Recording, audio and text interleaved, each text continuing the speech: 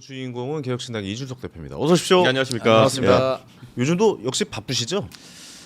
요즘 컴퓨터랑 씨름 많이 하고 있습니다. 요즘 그 뭐 저번에 제가 인터뷰를 예. 좀 했었는데 그때 이제 뭐 선거에 관련된 예. AI 프로그램을 좀 만들고 있다라고 이야기를 했었어요. 그러니까 개혁신당 뭐 당직자가 10명 정도 되니까요. 네. 거기다 보좌진 합치면 다른 당에 비해 한 10분의 1, 20분의 1 규모니까 이거 다 커버 치려면은 AI 역할이 많이 중요합니다. 그렇죠. 네, 어떻게 다 자동하고 있습니다. 진전은 좀 있습니까?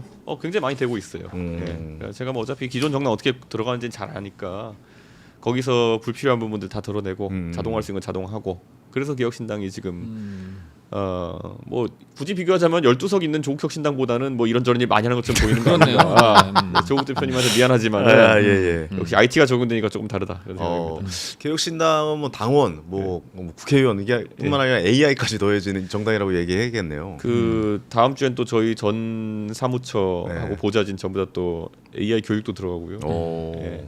당원분들이 당비 그런 데 쓰이고 있습니다. 실제로 좀 도움이 되나요? AI가 정치에도? 많이 되죠. 어. 많이 되죠. 사실 그 정치하는 사람들이 많이 하는 것이 이제 말과 글이잖아요. 네. 그 중에서 자료 조사나 이런 것들은 거의 뭐 AI가 다 해주는 상황으로 가고 있고 당연히 사람이 하는 표현이나 이런 것들은 아직까지 AI가 따르기 어려운 부분이 있겠지만은 그래도 많은 부분 대체 나가고 있습니다.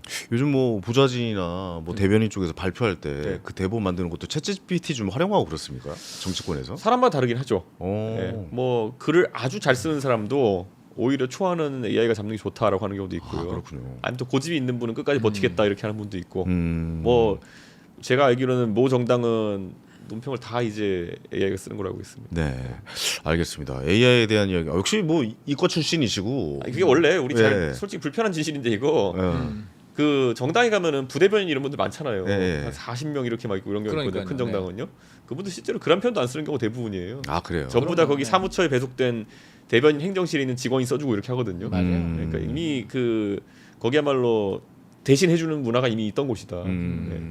알겠습니다. 예. 개혁신당에서 이번 지방선거 일단 기본적으로 내세웠던 게 99만 원 기초의원. 예. 이거 굉장히 좀 타이틀로 좀 내세웠잖아요. 네. 반응 어떻습니까 요즘? 이제 후보들 가서 지금까지 얼마 썼냐 이렇게 하면은 네. 어제 뭐 어떤 후보는 뭐 20만 원 썼다, 10만 원 썼다 이렇게 얘기한 경우 있는데요. 나중에 홍보물 패키지는 99만 원인데 그건 저희가 어차피 가지는 비용이 아니라 홍보물 제작업체랑 저희 계약해가지고 자동으로 저희가 디자인 넘겨주면 인쇄하는 비용이거든요. 그렇기 때문에 사실 기탁금은 이제 선관위 내는 거고 공천심사료는 0입니다.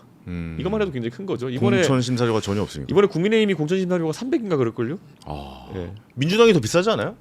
비쌀 공천 심사료가?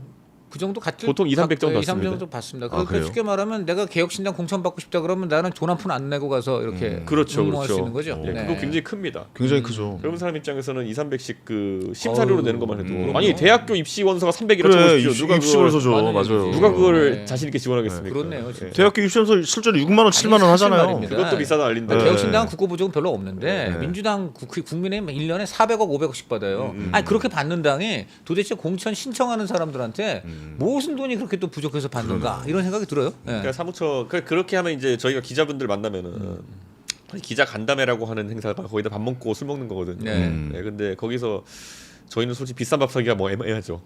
네. 그렇겠네요. 근데 지금 사실 국민의힘 대표하면은 한 달에 법인카드가 한 3, 4천 했을걸요? 네. 그 옛날에 우리 그 국민의힘 대표 하셨을 때 법인카드가 그 정도였습니까? 한 달에 사용 금액이 대선 후보가 한 1억 1억 5천 정도 나오고 아 그럼 그때 당 대표 하실 때 3천원 4천만 원씩. 3천 4천 정도. 아. 그런데 뭐 오늘 법인카드 최초 공개되네요. 이거 사용 한도에. 그거 저도 처음 알았네요 이거는. 그럼 사용 한도 보통 넘겨서 쓰지 않나요? 되게 하다 보면. 그러면 또 어차피 총무국에 얘기하면 또 늘려줍니다. 늘려주네. 네. 야, 그럼 무제한이네요 그러면. 그러니까 예전에 제가 대표할 땐 코로나 시기라 가지고 네. 네 명이 먹어가지고 한 달에 뭐 3, 4천 쓸 수가 없거든요. 네. 네. 그러니까 뭐 제 카드가 이제 대표님 카드 1, 2, 3, 4 이렇게 있어요. 네. 4개나 돼요 또. 보통 대표실에 보면 대표님 카드 1, 대표님 카드 2 이렇게 쓰여 있어요. 근데 사실은 그게 다 대표가 먹고 다니는 게 아니라 거기 직원들 비서실도 가지고 다니죠. 비서실이 이제 사실 언론인과 식사할 때 이렇게 하기도 하는데 네. 국민의힘 때는 그랬는데 이당 지금 대표하니까. 개혁신당은 제가 이제 당 대표 카드를 안 씁니다. 1원도 안 씁니다. 야. 개인 카드 써요 그러면? 그러니까 제 월급으로 다 메꿉니다. 아 월급으로. 네. 국회의원 끝나고 월급으로. 저희가 커피 한 잔 대접하겠습니다. 아니, 점심 살게요. 이따. 네. 알겠습니다. 아니 이번에 사실 그 부정선거 네. 전쟁을 치렀잖아요. 전 전쟁이라고 좀 표현하는데 전환길 씨 이어서 뭐 국민의힘을 향해서도 부정선거 음모론 들이킨 국힘 더는 뭐 보수 아니다 이렇게 직격을 했습니다. 네. 부정선거는 어떻게 보고 계세요? 지금 약간 좀 잦아든 것 같아요. 아니 부정선거론이라는 게 네. 원래 이 음모론이라는 게 한 보수의 한 절반 정도 잠식하고 있었어요. 예, 그렇기 때문에 그거를 자꾸 뭐 묻어두면 괜찮다 천만에요. 갈수록 번진 겁니다. 우리가 원래 뭐 사실 뭐 사이비 종교라고 하기도 하고 뭐 소수 종교 이렇게 얘기하는 분들도 계속 아무도 양지로 끊어지지 않아도 계속 교사를 넓혀가고 있는 거예요. 네. 그런 것처럼 이 부정선거론이라는 것도 아무 근거 없고. 자 지금 이제 결국 이 토론 다 하고도 나오는 건 뭐냐면은 왜 까보자는데 반대하냐 뭐 이런 거거든요. 당연히 끝이 없군요. 기본적으로 까보기 위한 구성 요건을 못 맞추고 있기 때문에 그런 거죠. 왜냐하면 이거는 아니 뭐 국민이 의구심을 가지면 밝혀야 된다. 이거는요 전형적인 좌파 논리예요. 예. 제가 그때 반문했던 게 뭐냐면 아니 이거 그대로 갖다 붙이면은 광우병 때 국민 건강권이 정말 위협받고 있는데 이거 속 시원하게 못하냐. 그다음에 세월호 참사 이후에도 이미 조사하고 다 끝났는데 아니 진실을 인양하라 그러면서 한 6, 7년 동안 계속 이렇게 갔고 지금도 그렇게 말씀하시거든요.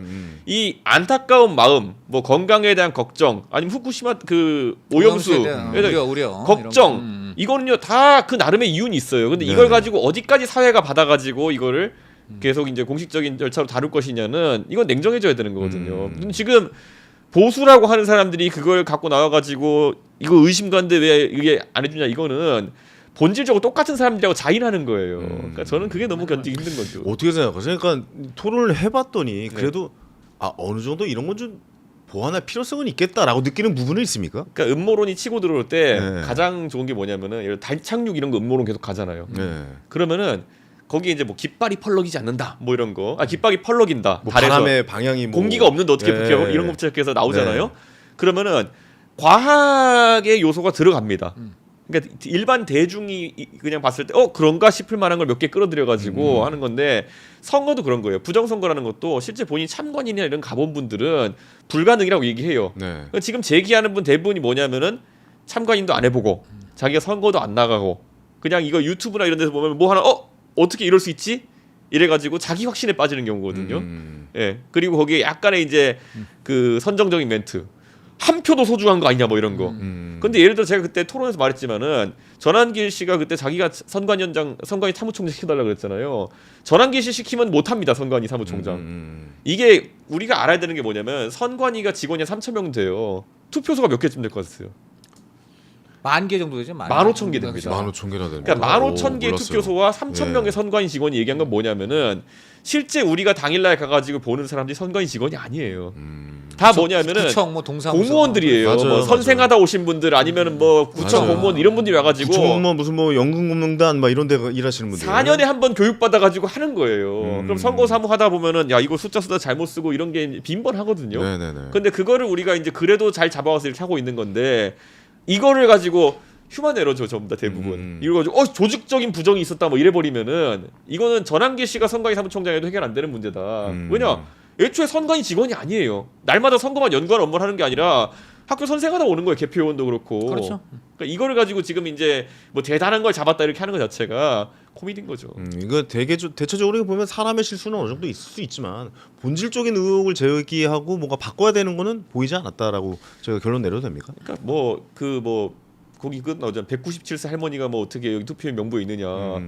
그거는 옛날에 우리가 주민등록 전부 다 손으로 쓰던 시절에 그걸 이제 옮겨 적으면서 휴먼 에러 난 거 이런 거 다 잡아가 하는 거거든요. 그래서 저는 결국 그 부정선거론이 밝히지 못하는 거는 누가 언제 어디서 왜 어떻게 무엇을 했느냐를 하나도 얘기 못해요. 그러니까 계속 튀잖아요. 처음에 민경구에 시작했을 때는 이게 무슨 자기 지역구에서 문제가 있었다.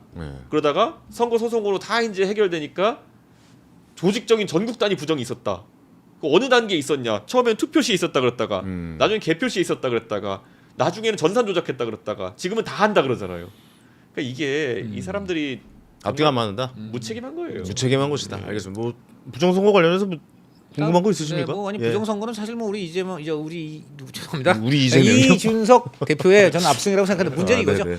그렇게 끝났는데 이제 조회수도 엄청나고 네. 많이 우리 이준석 대표 참 잘했다는 평가가 많은데 네네. 문제는 개혁신당 지지율 네. 그렇죠. 이해가 안 돼도 이 부분이라 이게 안타깝습니다만. 근데 일각에선 그런 얘기가 나와요. 지금 예, 이준석 대표가 여기에 지금 빠져서 이거 할 때냐 뭐 이런 이야기도 하는 분이 있긴 하더라고요. 거기에 대해서는 어떻게 생각하십니까? 뭐 이것도 하고 저것도 하는 거죠. 사실 이준석이 안 건드리는 게 뭐가 있습니까? 예, 그러니까 여기저기 다 건드리는 거고 그 흔히 말하는 뭐 이거 한다고 해서 다른 거 안 하는 건 아니다. 예, 뭐 계속 밤새면서 일 열심히 하고 있습니다. 네, 리얼미터에서 2.6, 갤럽에서 2%의 지지율이 나오는데 좀처럼 국민의힘이 이렇게 헛발질을 하고 있는 상황에서 지지율이 좀 안 올리고 있는 건 아닌가라는 생각이 선거 들어요. 때 가야지 또 모름 없으면 어디로 움직이는 게 나오는 거거든요. 지금 국민의힘의 지지율이 또 17%, 23% 이렇게까지 갔다는 거는 네. 모름 없음이 거의 한 30%까지 된다는 거거든요. 이 모름 없음의 향배가 또 지방선거 때 영향을 미칠 겁니다. 네. 이준석이라는 사람은 대통령 후보에도 나와고 뭐 네. 지지율 15% 이상도 받을 것이라는 예상도 나왔고 실제로 8%를 받았고 네. 서울에서는 또 10%가 넘는 네. 지지율을 받았는데 이준석과 당 지지율을 이게 약간 좀 비율이 왜 이렇게 안 좋다고 생각하세요? 보통 3, 4 정당 정도 같은 경우에는요 그게 원맨 정당이 되는 경우가 많습니다. 예, 그게 어쩔 수 없이 그 대선주자 중심으로 이제 지지율이 나오게 되고 네. 옛날에 안철수 대표의 국민의당도 안철수 앤드 나머지 뭐 이렇게 약간 됐거든요. 지금 개혁신당도 그 단계인 건데 그래서 지방선거가 중요합니다. 여기서 정치인들이 많이 발굴돼야 되는 거예요. 그러니까 개혁신당이 사실 지금 국민의힘에서 어떤 인사들을 흡수하기에는 국민의힘도 지금 인재풀이 박살났거든요. 네. 예, 그렇기 때문에 옛날에는 예를 들어 우리가 뭐 공천 불만을 가진 양질의 국민의힘 인사가 넘어온다 뭐 이런 게 가능했었어요. 그 지금은 국민의힘 자체도 인재풀이 박살나고 보수 진영 자체가 박살났기 때문에 그런 식의 이전은 이루어지지 않습니다. 그래서 저희는 발굴과 육성으로 지금 이제 가고 있거든요. 그런 상황입니다. 이 저 어저께 그 국민의힘 의원총회 앞두고 네. 이제 국민의힘 끝났다. 네. 오늘 뭐그 얘기는 이제 어제 국민의힘 의원총회에서 별 변화 끌어내지 못할 것이다. 약간 그런 전제에 깔린 듯한 발언인데 어쨌든 일단 저륜 선언을 국민의힘이 하긴 했습니다. 어떻게 보세요? 그 국민의힘이 끝난 겁니까? 아니면 그대로 아무 그대로 감흥이 없을 겁니다, 국민들이. 감흥이 없다. 감흥이 없을 것이다. 첫째, 저것이 진짜라고 믿는 사람도 많지 않을 것이고, 네, 두 번째로는 저걸 왜 지금 하냐? 늦었다. 예, 그렇죠. 할 거 다 해놓고 왜 지금 하냐? 그런 생각이겠죠. 그러면 여기 또 한 가지 또 갈등 요소는 어제는 그러니까 정치적으로는 오세훈 시장이 완벽한 승리입니다. 예, 그쵸. 오세훈 맞아요. 시장이 네. 승부사적 기질이 있긴 있거든요. 그런데 우리 잘 아는 그 건부터 시작해가지고 옛날에 승부사 했다가 말아먹은 적 많죠. 그 말아먹은 적이 말아먹은 적 많지. 아, 떠나신 적이 있죠. 그러니까 한번. 오 시장님이 네. 승부사 기질이 했다가 오 시장님이 승부사 기질이 있으신데 네. 그래서 사실 불안해져요. 어제도 사실 그거 던지신 다음에 아, 제가 오세훈 시장 측근들이랑 얘기를 했는데 네, 불안했군요. 어땠어요? 살살 불안한 게 예. 아 혹시나. 예, 그러니까 의총 분위기를 먼저 자기들 조사해 보니까 네. 또 맥없이 또 가가지고 공익광고 비슷한 얘기 하고 끝나는 거 아니냐 네. 이런 얘기를 했는데 아, 그분들도 그랬다는 거죠. 네 그러니까, 측근들도 불안했는데 어제는 또 제 생각엔 그 굉장히 만족스러운 결과가 나온 것 같아요 시장 쪽에서. 그렇죠. 그렇죠. 자 이건 두 가지 의미가 있는 게요. 네. 1. 장도영 대표가 이제는 또는 이정현 대표가 오세훈 시장한테 싫은 소리를 이제 공개적으로 던지는 걸 할 수 없겠다. 그렇죠. 적어도 그건 됐죠. 그렇죠. 네. 네. 두 번째는 뭐냐면은 이 전선에 비윤 진영의 주장이 바뀌었다. 예. 그 전까지는 뭐 한동훈 전 대표가 가가지고 뭐 밖에서 저러고 있는 게 대척점에 있는 것처럼 보였지만은 이제는 오세훈이다. 예, 이제는 오세훈이 하는 말에 기자들이 여의도 기자들이 반응할 수밖에 없게 됐어요. 그러네요. 예, 지금까지는 그 서울시청 출입 기자만 반응했다면은 이야. 이제 여의도 기자들이 반응하겠다는 그러네요. 게 큰 성과다. 우리도 불편한 무슨 소공동 받고 같이 가야 되나? 불편한 여의도 플러스 제가 불편한- 다음 방송에 안 나온다고 한번 얘기해봐야겠네요. 어떻게 바뀌나. 아 근데 네. 진짜 네. 오세훈 시장은 어제는 아마 오세훈 시장 인생에서 가장 오세훈 데이. 맞아요. 예, 가장 이제 완승이에요 어제는. 승부수로는 예, 괜찮은 승부수였다. 아니 네. 그리고 이준석 대표는 뭐 우리가 잘 알기로 오세훈 시장과의 관계가 좋은 걸로 알고 있잖아요. 또 당 대표 때 실제로 이제 사실 서울시장이 그저께 됐고. 오세훈 시장님 저한테 전화가 오셨어요. 아 그래서- 그래요. 이거 얘기 좀 해주세요. 제가 네. 원래 먼저 전화를 어. 드리지 전화를 잘 주시는 분은 아닌데 네. 좀 더 손 위고 이러시다 보니까 근데 진짜 본인이 좀 실망을 지금 그 당시 장동혁 씨도 많이 하신 것 같고 그래가지고 그 딱 접수 네. 그래서 오전에 접수 안 한다 기사 나온 다음에 네. 오후까지 안 할까 지켜보고 있는 그렇지, 상황이었거든요. 그렇지. 네. 근데 시장님이 이번에 안 할 거야 이런 몇 식으로. 시쯤 전화하셨어요, 그게 그러니까? 한 시쯤이었던 것 아, 같습니다. 오후 한 네. 시쯤. 6시가 마감 시간인데 1시. 네. 아, 그때 안 할 거라고 얘기를 안 할 했어요? 거라는 취지가 안 해. 됐고 예. 왜냐하면 이게 개선 안 되면은 뭐가 있겠느냐. 그리고 사실 오세훈 시장이 지도부 측이 굉장히 강하게 메시지를 이미 전달하셨다 그 전에도 그렇죠. 며칠 전에도 네, 네. 그런데도 변화가 없으니까 이런 걸 선택하신다라는 취지로 먼저 말씀 주시는 거 봐서는 굉장히 정치적 승부수를 세게 거신 건 맞다. 그러네요. 네. 예. 아니 이준석 잠깐만요. 대표에게 근데 그 전화를 단지 네. 나 안 할 거야라고만 한 건지 네. 그러니까 아니면 우리 이 대표한테 하셨다면 의견을- 뭔가 같이 좀 도와달라든가 뭘 같이 하자 이런 얘기 이어서 하지 않았어요? 뭐 그 외에도 약간 정치적인 얘기를 좀 하셨는데 네. 그건 뭐 제가 먼저 말하긴 그런 상황이고 그런데 취재 대상인데. 근데 굉장히 오세훈 시장이 그 장동혁 대표 측의 서운한 마음을 또는 바뀌지 않으면 같이 못 하겠다라는 생각이 전달을 하신 것 같아요. 아니 좀 그런 식으로 얘기하시지 않았어요? 이준석 대표 의견을 좀 물어본다거나 음. 나 안 할 건데 너 어떻게 생각하니? 너는 어떻게 생각하니? 뭐 이런 건 없었어요? 그 저는 사실 그 전에 이제 김병민 부시장이랑 또 따로 전화를 해가지고 아, 예. 얘기를 좀 들은 상황 속에서 그렇죠. 네네. 전 듣고 나쁘진 않네 이랬어요. 제가. 나쁘진 않다. 예, 좋은 선택이다. 예, 그건 뭐 이렇게 하면 사실 오 시장님을 버리고 간다는 건 말도 안 될 테고 예, 이쯤 되면 충격요법으로 그 흔히 있는 국민의힘 내 방관자 또는 비겁자들이 말을 할 요소가 생긴다. 네. 국민의힘의 가장 큰 문제 뭐냐면요. 네. 그 한 80% 90%가 말을 안 한다는 문제가 있어요. 말안 상의를 안 해주니까. 한다. 네. 아니 어떤 결정적인 상황이 터졌을 때 네. 내 이걸 걸고 가가지고 항의하거나 이런 사람이 없어요. 그냥 조용하고 있죠. 그러니까 이게 장동훈 대표 주변에 한 5% 인사들 대여섯 명 그리고 또 거기에 대척점에 있는 대여섯 명 인사들 이 정도가 그냥 싸우는 거지 90%의 덩어리는 그냥 맞아요. 네. 먼 산 보고 있어요. 그게 문제인 건데 네. 적어도 민주당은 패싸움을 하거든요. 그렇죠. 근데 패싸움에 안 끼려고 하는 필연적인. 근데 이건 다 누가 만든 문화냐? 윤. 윤. 패싸움에서 자기 편 안 들면 반쯤 죽여놓기 때문에 끌어내리는 거 네. 좋아하는 거. 그러니까 이게 네. 이게 체감적으로 이게 그런 거죠 이제. 네. 그러네 알겠습니다. 그러면은 자 한번 생각해 볼게요. 그러면 이준석 대표랑 그러니까 뭐 1시에 그러니까 뭔가 내기 전에 네. 그 결정을 하기 전에 1시 정도에 이준석 대표와 통화를 할 정도면 그쪽에서 두 분의 통화가 사이가 왔다는 거죠. 네. 자. 굉장히 좀 절친하다는 얘기잖아요. 지금 뭐 보여주신다. 네. 아니 그 제가 1시인지 한번 체크해 보려고. 시간에 맞을 겁니다. 맞을 겁니다. 네, 근데 시간 한번 네, 체크해 주세요. 그런데? 예. 근데 제 생각에는 뭐 오 시장님이야 뭐 사실 제가 21년도에 오 시장님이 네. 사실 르네상스 아니었습니까? 그렇죠. 그렇죠. 네. 21년에 그 10년 가까이 고생하시다가 네. 다시 10년 만에 부활하신 네. 예, 그 시점에서 그때 나경원 대표랑 안철수 대표랑 붙은 거거든요. 그렇죠. 근데 대부분 나경원 안철수 미는 쪽으로 가 있었는데 저랑 이제 일부 기억납니다. 예, 예. 김재섭, 김병민 등 일부만 이제 사실 오 시장 지원하면서 그때 사실 전쟁을 같이 치르면은 어느 정도 신뢰관계가 생깁니다. 예, 어떤 좋든 싫든 의미에서 네. 공동 운명죄까지는 아니더라도 서로 잘 되길 바라는. 그러니까 그런 감정이 있잖아요. 네, 그렇죠. 그러니까 뭐 국민의힘과는 제가 1시 봤을 때는 58분 이었습니다. 1시 58분. 2시라고 해야 한시권 돼. 맞네. 아니, 예, 한시 2시. 한시 예. 때. 그 두 분의 관계가 돈독하니 뭐 국민의힘과는 선거 연대는 전 제가 봤을 때 불가능하다고 보거든요. 네. 개혁신당 자체가. 근데 오세훈 시장과는 어느 정도 연대가 좀 가능한 지금 부분이 있지 그런 않아요? 저희 뭐 개혁신당의 김정철 후보가 지금 나가가지고 네. 뛰고 있기 때문에 저희 당 입장에서는 당연히 그분이 당선되도록 노력을 해야 되는 거고요. 네. 네. 오세훈 시장이 이번 일로 탄력을 받아가지고 예. 지지율 회복세 플러스 그리고 이 보수 진영의 비윤 파이에 있어서 상당한 주도권 행사하게 된다면은 네. 당연히 이제 얘기를 하시겠죠. 음. 근데 저희는 어쨌든 김정철 후보의 당선을 위해서 네. 당차는 노력을 계속 할 겁니다. 그러니까 일단 노력은 하는데 결국은 단일화 얘기를 하시지 않겠냐.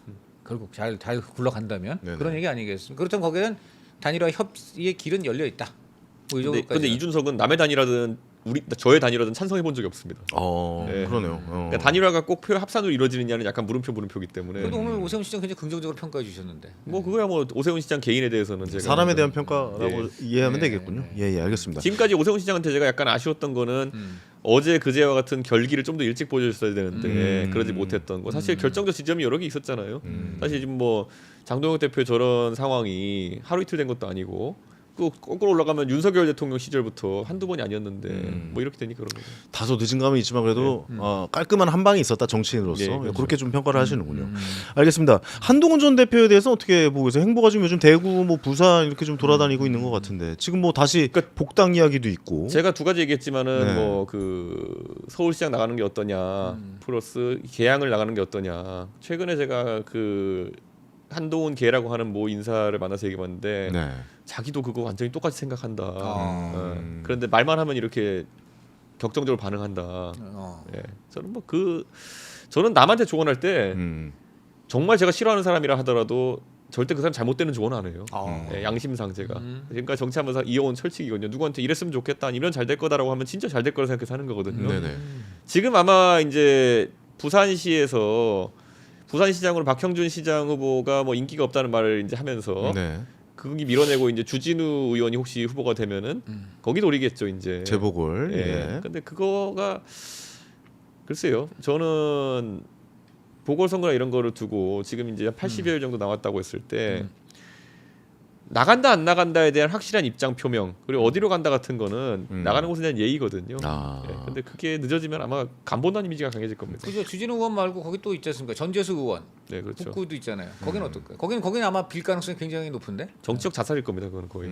아 거기 가는 것은 부산 북구는 이제 이런 거예요. 원래 제가 3파전 그러니까 3파전을 가정했을 때 네. 자꾸 이제 조국 대표도 요즘 동탄 모델 얘기해가지고 아니 이 양반들이 저작권 지금 받으셔야지. 뭐 알긴 알고 하는 거라는 생각 드는 게 거기는 4파전 될 수도 있어요. 예. 잘못하면. 조국 대표의 뭐 그런 결기는 존중하지만은 그 원래 3파전의 기본 요건이 뭐냐면요.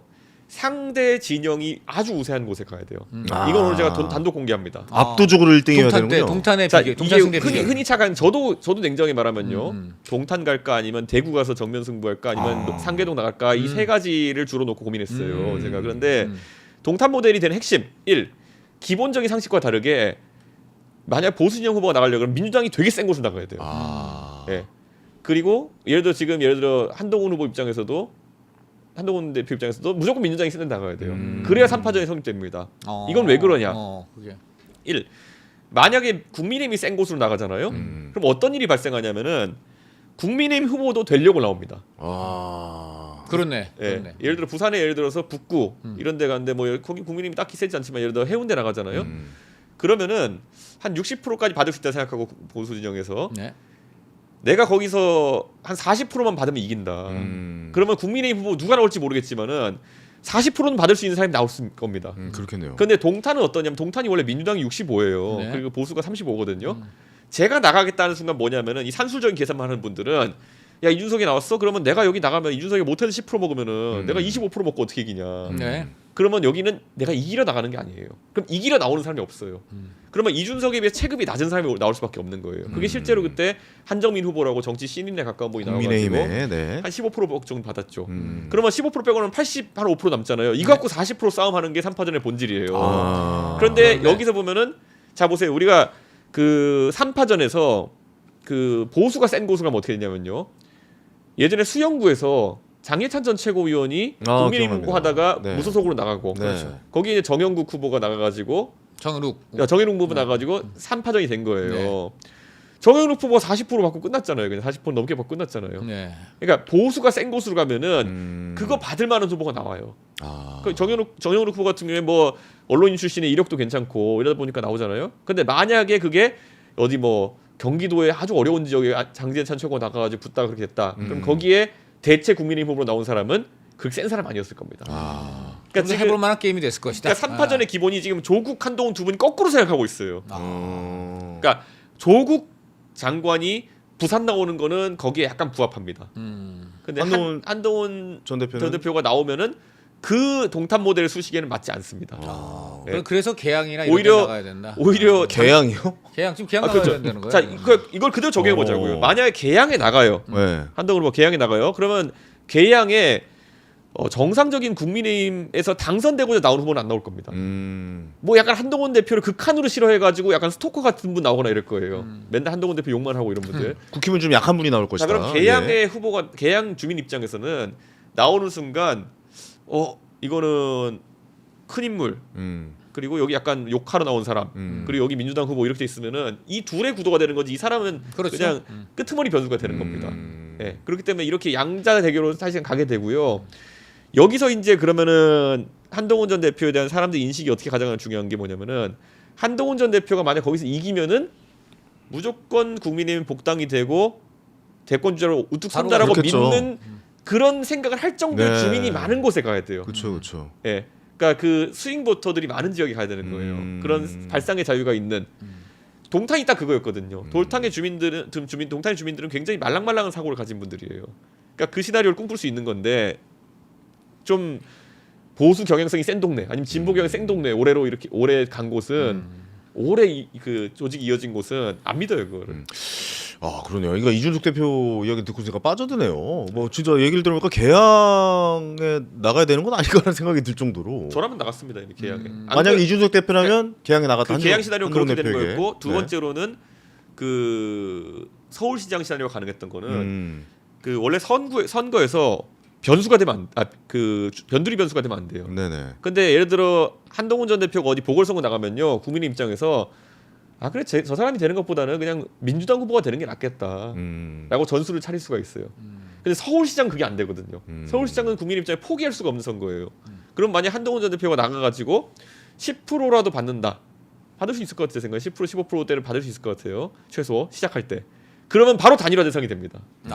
오세훈하고 단일화. 여기는 변수가 아닌 거예요. 그러니까 여기 상수인 거예요. 나가면. 그러네요. 그러니까 절대 사람이 선거 나가면 자기를 변두리화 시키면 안 되는 거거든요. 그렇기 때문에 서울시장은 하나의 카드로 쓸 수 있다라는 거예요. 단일화를 해서 뭐 우세훈 시장한테 양보하게 되더라도 네. 당에 복당하거나 이제 그 국민의힘에서 또 이제 어떤 교두보가 생긴다. 단일화 승부를 걸어보는 거의 기본 전제 조건이 본인의 정치적 위상을 다시 정립하는 거니까요. 그래요, 예. 근데 이거를 제가 들어보니까 한동훈 전 대표 주변에 이제 그 소위 말하는 그 정치 평론가 하시는 분들이 좀 붙어가지고 거꾸로 얘기하고 있대요. 이게 잘 생각하셔야 되는 게 평론하는 사람 평론하는 거는 그 이유가 있는 거고요. 플레이어가 플레이하는 이유는 이유가 있는 거예요. 그렇죠. 그러니까 축구팀에서 이 국가대표끼리 모여가지고 선배 후배들 하는 말씀을 다 듣고 내 기술을 업그레이드하는 거지. 그래서 결과적으로 이제 결국 이제 한동훈 대표가 이제 그런 선택은 안 하는 것이고요. 결과적으로 그럼 이제 이번 지방선거의 향배, 국민의힘의 운명, 또 한동훈 전 대표가 그런 선택을 안 해서 결국 어떻게 될 걸로 전반적으로 전망하십니까? 예. 국민의힘은 이번에 아마 서울 부산 승리를 지금 얘기하고 있지만은 부산은 아마 어떻게든 가능하거든 서울이 쉽지 않을 가능성이 있습니다. 예. 부산시장은 오히려 가능하고 부산은 노령화가 많이 돼가지고 네네. 좀 그 변수가 있습니다. 네. 서울은 힘들 것 같다. 서울도 좀 보수화됐다는 얘기가 있긴 있는데.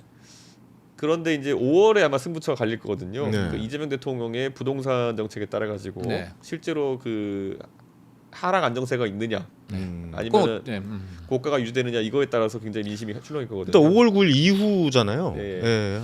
한 3개월은 그래도 효과가 있을 것 같다라고 생각되는데 어떻게 5월 9일 보세요? 이후 어떻게 될 거? 그게 이제 중요한 거 아니에요? 네. 그러니까 이게 참 선거를 해보시면요 고약한 게 집값을 내리겠습니다가 도움이 될지 안 될지는 한번 봐야 됩니다. 예, 이게 선거는 어디로 튈지 모르는 거기 때문에 네. 예를 들어서 주민들 입장에서 예를 들어 상계동을 기준으로 하면요 상계동에 가면은 민주당 후보든 뭐든 항상 후보 얘기한 게 뭐냐면 상계동의 가치를 올리겠습니다라는 얘기예요. 그렇죠. 이거를 아주 원색적으로 상계동 집값 올리겠습니다는 얘기는 안 해요. 네. 근데 상계동의 가치를 올리겠습니다로 다 얘기하거든요. 네. 내려가는 거 안 좋아한다는 거예요. 그러니까 주택을 자기 등기를 친 분들은 네. 집값 내려가는 걸 안 좋아한다. 안 서울 시민은. 좋아하는 거죠. 근데 자가 보유율이 높은 동네일수록 그럴 수 있죠. 그러면 부동산 이재명 대통령 부동산 드라이브는 오히려 민주당의 악재일 수도 있다는 얘기잖아요. 굉장히 네. 특이하게 그래서 이제 부동산 표시면 나타나거든요. 네. 그래서 이게 부동산 세금에도 반응하고요, 내리겠다 해도 반응해요. 네. 이 두 가지는 어떻게 될지 모릅니다. 알겠습니다. 한 가지 궁금한 게 요즘 정부에서 또 주가에 대한 이야기를 많이 하잖아요. 네. 그러니까 주식 투자를 많이 하셔라라는 메시지로 좀 많이 이야기하고 네. 대통령도 이제 집 팔고 뭐 ETF에 돈을 넣는다 뭐 이런 이야기 나오는데 오늘 또 서킷 브레이크 걸렸거든요. 네. 오늘 5% 급등 또 걸렸어요. 굉장히 불안정하다는 얘기고요. 네. 사실 뭐 한동훈 전 대표가 그 상법 개정하는 효과가 없고 그냥 그거는 누구나 이거 반도체 황 때문에 올라갔을 거다라 하는 건 전 동의하지 않고 네네. 저희 개혁신당은 계속 상법 개정안에 동의해 왔거든요. 그렇기 때문에 그거는 효과가 있다. 네, 그런데 이제 거기에 부스터 같이 달린 게 반도체 황 아니냐. 그렇죠. 네, 예. 그 정도로 보면 되지 않을까 생각하고요. 근데 여기서 추가로 갈 동력이라는 게 이제 지금 매출 추정치가 이제 반도체 기업들이 뭐 200조 이렇게 이익이 잡히고 있잖아요. 이거 이상으로 추정치가 나올 수 있겠느냐는 약간 봐야 돼요. 이제 그건 다 이미 시장에 반영됐다 봐야 되는 거죠. 네네네. 예, 그렇기 때문에 이 이상 반도체 황이 있을 거냐 물음표입니다. 그건. 알겠습니다. 상법 같은 건 사실 보수 쪽에서 해야 되는 거 아닙니까? 원래는. 그러니까 제가 어제 페이스북에 글을 하나 썼던 게 네. 아니 보수 진영에서 오히려 이런 것들을 이재명 대통령이랑 더 나은 상법 개정안이나 아니면 더 나은 대미 외교 정책을 가지고 다퉈야 되는데 지금은 그냥 안티테제만 갖고 다투는 모양새인데 이거는 집권 시나리오까지 가지 못한다. 예. 이재명 대통령이 좋든 싫든 기본소득 같은 아젠다를 던지고 해왔던 것이 지금의 이재명이 있게 된 개념이지 그 반대 잘한다고 된 거는 또 아니거든요. 그렇죠. 이재명 대통령은 행정의 영역이 있었기 때문에 정치권에 또 이 반대한 이력이 많지는 않아요. 예, 그 투쟁은 많이 했지. 뭐 예를 들어 뭐 촛불 시위 아니면 뭐 세월호 이런 거 할 때 투쟁은 많이 했죠. 네. 그런데 여기에서 정책적으로 뭔가 박근혜 대통령이 반대했다 이런 게 많지는 않거든요. 거꾸로 이재명 대통령이 그 당시 성남 시절에 뭘 하려고 하면은 새누리당 인사들이 반대를 많이 했죠. 그러니까 저는 안티테제로 가서 좀 곤란한 측면이 있다 이렇게 봅니다. 알겠습니다. 보수도 보수의 역할을 제대로 지켜야 이제 견제가 되니까요. 예, 한번 좀 말씀을 드려봤고 요즘 연이은 그 이재명 대통령의 SNS 정치, 예. 뭐 계속 새벽에도 뭐 부동산 관련된 글도 올리시고 여러 가지 이야기를 많이 하시는 것 같은데 거기에 대해서는 어떻게 보고 계시는지 한 말씀 해주세요. 제가 옛날에 윤석열 대통령이 도어 스태핑 한다고 난리칠 때 네. 그때 김종인 위원장하고 차를 한 잔 마셨는데 딱 그 얘기하더라고. 이 대표, 저거 왜 저렇게 말이 많아? 이러는. 그래서 대통령 사람 왜 저렇게 말이 많아? 그러더라고 이 김종인 장관님이요. 말이 많으면 안 된다. 맨날 저 떠드는 거 저거 나중에 문제 될 거야 이렇게 했어요. 근데 이재명 대통령 형식이 좀 달라지셨지 너무 말이 많으세요 지금. 네. 예. 이게 만기 친남용 하고 있거든요. 예. 내가 좀 과하다. SNS 정치가. 그렇죠. 이게 이 방식을 선택하신 거는 본인이 답답함이 있는 것 같은데 너무 많다. 네, 그런 생각. 너무 단언적이다. 네, 그런 생각 좀 합니다. 부동산에 관련해서 계속 SNS 하는 건 약간 좀 선거용이라고 좀 봐야 되는 겁니까? 그렇죠. 선거용이 맞고요. 본인이 이제 부동산을 제어할 수 있다는 자신감. 그리고 이제 사실 지지율 한 65% 정도 나오면은 네. 이게 사실 개혁의 적기인 건 맞거든요. 내가 한 10% 깎아먹더라도 대한민국의 중요한 어떤 문제를 풀어내겠다. 이게 사실 대통령들이 해야 되는 일이기 때문에 그건 맞는데 다만 시장의 원리랑 반대로 가는 것을 주장하면서 너무 자신 있게 얘기하는 거는 리스크가 크죠. 그렇죠. 제가 박근혜 대통령이랑 윤석열 네. 대통령 진짜 이거는 짜증나는 게 박근혜 대통령은 임기 초에 인기 좋았을 때 그때 뭐 통진당 해산 이런 거 하다가 지지율 내려가다 말아먹고. 세월호 맞아가지고 이제 사실 하락세가 가속화된 거거든요. 거기에 박근혜 대통령 뭐 세월호 때 뭘 잘못한 게 있는 게 아니라 그냥 그 허니문 기간을 그게 날려버린 거예요. 윤석열 대통령도 뭐 처음에 그냥 할 때 갑자기 이준석 쫓아낸다 날려버리고 그 다음에 막 홍범도 동흉상 이전 이런 거 이념적인 버려가지고 날아가고 이게 그쵸. 쓸데없는 지지율 날려먹는 거거든요. 네. 근데 적어도 이재명 대통령은 정책산 그리고 부동산이야 그러면은 사람들이 그걸 당신이 좋은 방법을 풀 수 있느냐는 별개로 대한민국의 아젠다로 인정할 만한 거거든요. 아. 그러니까 저거는 이슈 파이팅이 나쁘진 않다. 예. 결과는 다만 제가 봤을 때 너무 시장을 가볍게 보는 것 같다는 생각이 듭니다. 시장을 시장이 정부를 이길 수 없다라는 거에 대해서는 동의하지 못하시는 거죠? 그러면. 예, 그렇죠.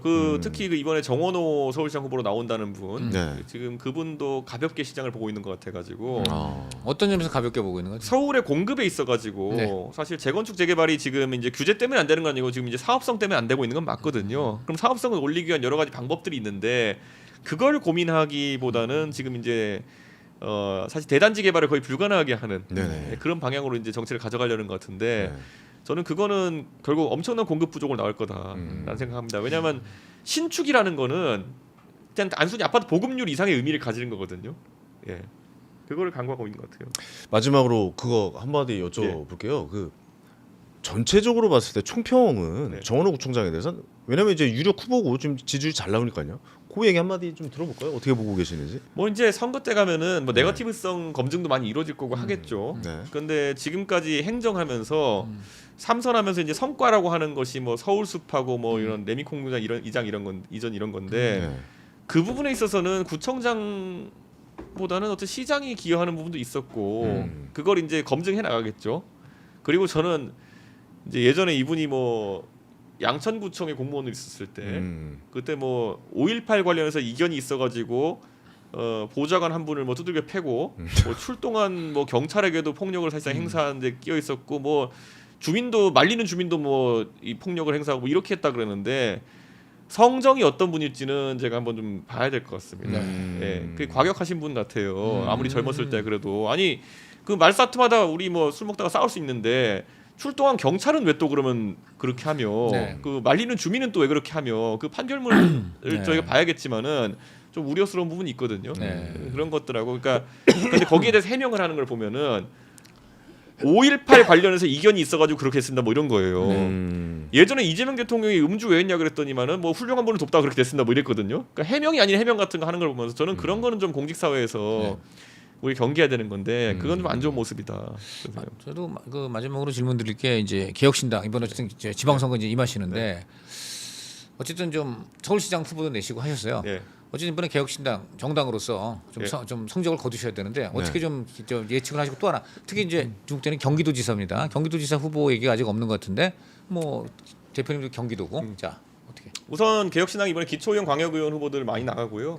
그 이 방송 보시는 분들도 개혁신당 후보들 한번 투자해 보시면 좋겠습니다. 투자하라. 예, 투자하시고요. 기초 광역의원부터 젊은 사람들, 새로운 사람들 좀 뽑아 주셔야 정치권의 이 경계심이 증폭되는 거고요. 저희 광역단체 후보 8명 지금 준비되어 있습니다. 예, 경기도는 이제 아직 없는데 접촉 중이고요. 경기도 후보 낼 수 있게 하고요. 오늘 이 자리에서 좀 경기도. 접촉은 저희가 얘기하면 그건 나중에 무산되니까. 근데 일단 발표되면 국민들이 무릎을 칠 만한 분은 됩니까? 네. 뭐 충분히 만족할 만한 분이 될 거라 생각하고요. 그 8분 후보들 지금 그저께도 제가 만나 식사하고 같이 했는데 결기가 대단합니다. 그래서 광역단체장 후보들은 많은 관심 부탁드리고요. 예. 이번에 개혁신당은 AI나 이런 걸 중심으로 해서 새로운 선거 방식들 많이 도입합니다. 이게 활성화가 돼야지만이 대한민국 정치의 돈 정치 문화, 김경 뭐 이런 사람들이 보여주는 뭐 강선우 이런 사람들이 보여주는 안 좋은 문화 싹 사라지는 거거든요. 네. 이거 관심 갖고 지켜보셔야 됩니다. 이게 아래부터 썩어가는 물 속에서 정치가 이렇게 꽃을 피우고 갈 수 없거든요. 이번에 그러면 그 후보들 선거 비용 쓴 거 전체 나중에 한번 공개할 생각 없습니까? 공개됩니다. 아예? 공개됩니다. 아예 뭐, 그러니까 이게 논밭에 완전 독극물 들어있는 물이 지금 풀려 있으면은 거기에 나온 벼에서 나온 쌀을 드시겠습니까? 그러니까 지금 저는 이번 선거에서 정말 깨끗한 물에서 자란 그런 개혁신당의 네. 새로운 후보들 많은 관심 부탁드립니다. 알겠습니다. 지금 이제 갑자기 저희 앞으로 커피가 와 있는데 그 더블정이님이 댓글로 대표님께 커피 한 잔 부탁한다고 하셔서 저희 커피를 지금 사왔다고 그래요. 네. 아, 협찬입니까 아닙니까? 아 이거 협찬 아니에요. 그냥 저희가 1층 이거 중앙일보 1층에 사오는 거거든요. 그렇구나. 네, 그냥 커피 한 잔. 아이고 예. 너무 영광이네. 이게 드리는 상호가 보이게 들어야 되는지 이걸 아, 궁금해가지고 전혀 아닙니다. 이거는 전혀 김영란법 아닙니다. 안 걸리나? 네, 그렇습니다. 아이고 뭐 시간을 좀 더 예. 좀 쓰셔도 돼요. 괜찮습니까? 끝나고 시간은 네, 원래 네. 정규 시간은 끝났지만 네, 좀 네. 뭐 여쭤보고 오늘 저희 싶은 게 끝나고 많아서. 일정은 그구들은 반발하겠지만은 네. 그 미국 측의 초청으로 네. 또 미국 대사관에 가서 대사관들 식사하는 거기 때문에 그래요? 그게 왜 그거 반발을 해요? 그게? 뭐 전환기 씨랑 토론하니까 제가 네. 뭐 트럼프 대통령하고 그 일론 머스크 음모론자다. 네. 뭐 당연히 음모론자죠. 그분들이 지금까지 이 선거에 대해 부정선거에 대해 한 말이 몇 개인데. 네. 근데 그랬더니만은 너 CIA에 신고해가지고 미국 입국 못하게 할 거야. 네. 미국에 뭐 일러 바칠 거야. 뭐 이러고 열심히 하고 있어요. 근데 거기에 대한 미국의 대답은 대사관 초청이네요. 네, 오늘 네, 뭐 네. 그 국무부 부차관부 하시는 분이랑 네. 또 면담을 하게 돼 있어가지고 지금 뭐 그러시군요. 그들의 바람과는 다르게 이렇게 또 가게 됐습니다. 저도 워싱턴 특파원 해봤지만 미국은 항상 그 이제 자기 동맹국의 유망한 정치인들 자주 이렇게 대화를 하기를 원합니다. 그렇군요. 어떤 생각을 오. 이분들이 하고요. 그렇죠. 네. 나중에 또 어떻게 보면 자기 파트너가 될 미래죠, 수도 미래. 있으니까. 미래니까요. 그래서 고수의 미래니까. 그거 아주 예. 저 좋은 또 소식인 것 그래서 같아요. 하여튼 네. 그 부정선거 하시는 분들 보면은 되게 안타까운 게 그분들이 바라는 게 실현이 안 되고 있어요. 뭐 원래 뭐 마두로 같이 이재명 대통령도 잡아가야 된다. 그리고 뭐 항공모함이 곧 한강에 떠가지고 네. 이제 윤석열 대통령 파혹하고 구출할 거다. 이게 그러니까 그거 믿으세요 실제로 보면은. 네. 그래서 한강에 그 청담대교 옆에다 항공모함 띄워진 사진을 서로 돌리거든요. 그렇군요. 근데 이제 그 청담대교 옆에 수심이 제가 알아보니까 11m밖에 안 돼요 깊은 데가. 최소 20m, 30m가 필요합니다. 항공모함 뜨려면은. 네. 제가 한 가지 아니, 궁금한 게 이게 제가 왜냐면 궁금해요. 여쭤볼게. 이게 토론을 하다 보면은, 그러니까 저는 알아요. 윤석 대표가 그 토론 안 피하잖아요. 뭐 예를 들어 네. 전장현 토론도 직접 네. 하시고 이번에도 뭐 이렇게 토론을 직접 부정선거에 대해서 하고 사실 이거 어떻게 보면 굉장히 힘들 수도 있고 네. 잘못 걸리면은 네. 되게 나한테 불이익이 올 수도 있는 부분이거든요. 그러니까 이게 이런 거 왜 마다하지 않으세요? 그냥 어차피 뭐 음모론자들은 그냥 하루살이가 저러고 있는 거고 진실은 나중에 규명되거든요. 광우병이 뭐 몇 년 갔습니까 해봤자. 광우병 해봐야 처음에 한 그때 100일 정도는 그랬지만 나중에 보니까 혹시 지금 방송 보시는 분 중에서 미국 쇠고기 가려 드시는 분 계신가요 지금? 뭐 어차피 없죠, 이건 시간은 없죠. 가죠. 거의, 예. 그러니까 어차피 오히려 해야 될 거예요. 미국 소고기부터 네. 사는 아니, 사람들 저는 많아요. 민주당 사람들하고 미국 소고기 먹어요. 예.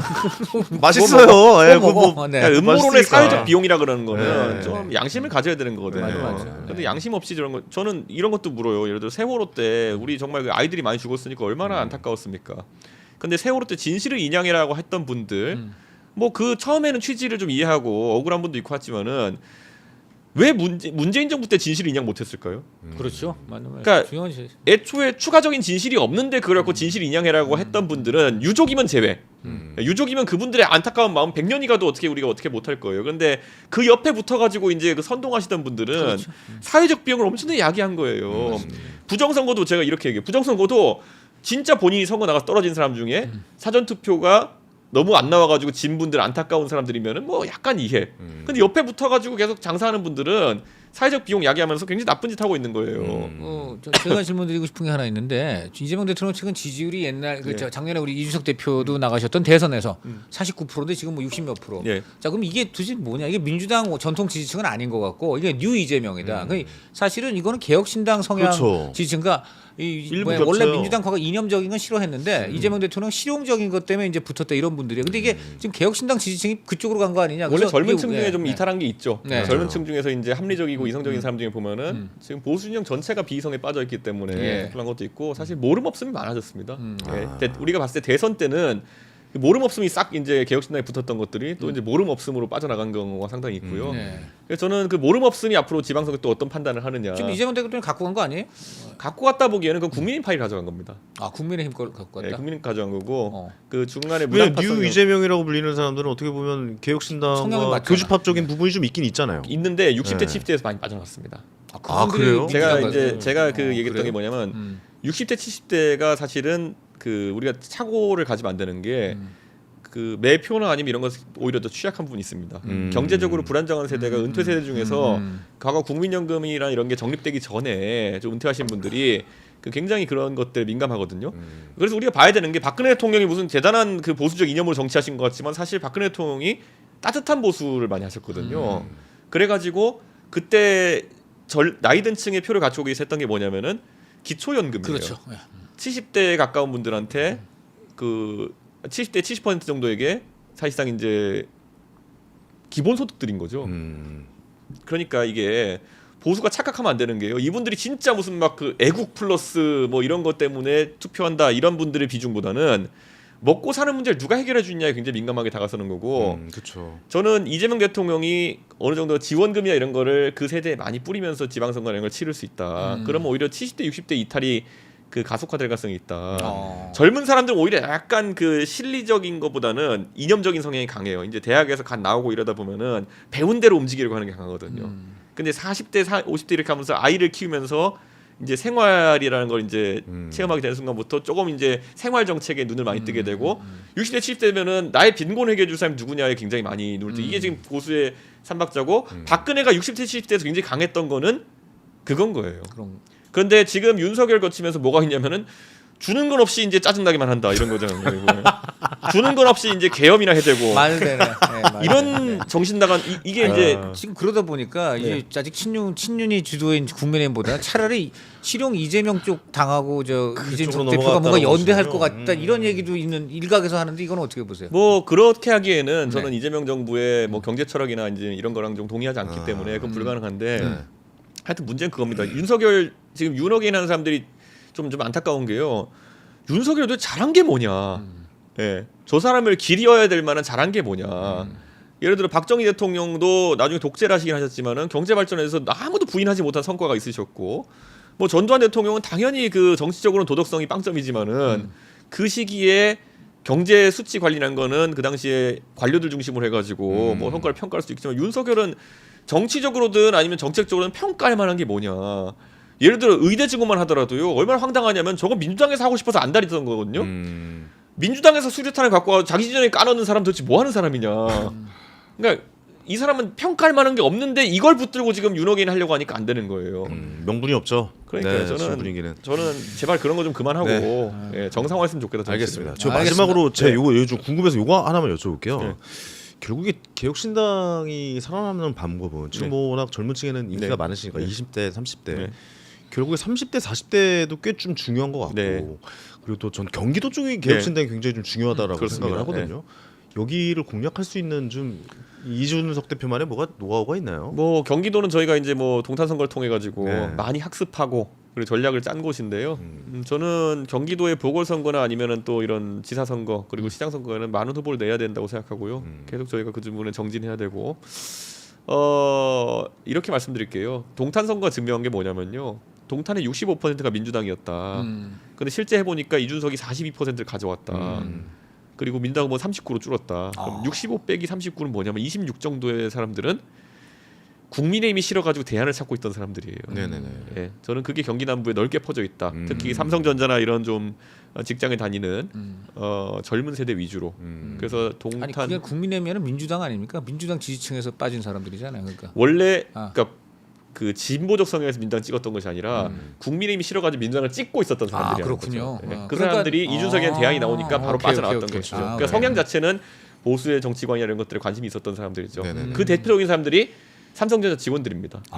그렇군요. 이성적이고 합리적이고 이과적 성향이 강하고 근데 사실 판교나 이런 경부고속도로 축은 이과의 축이라서 해도 과학이 많죠. 아니에요. 네, 많죠. 예, 예. 판교, 용인 그리고 그렇죠. 동탄 그리고 뭐 평택까지 그 경부고속도로 라인 같은 경우에는 대한민국 이과 출신 인재들이 다 자리 잡은 곳이거든요. 그렇죠.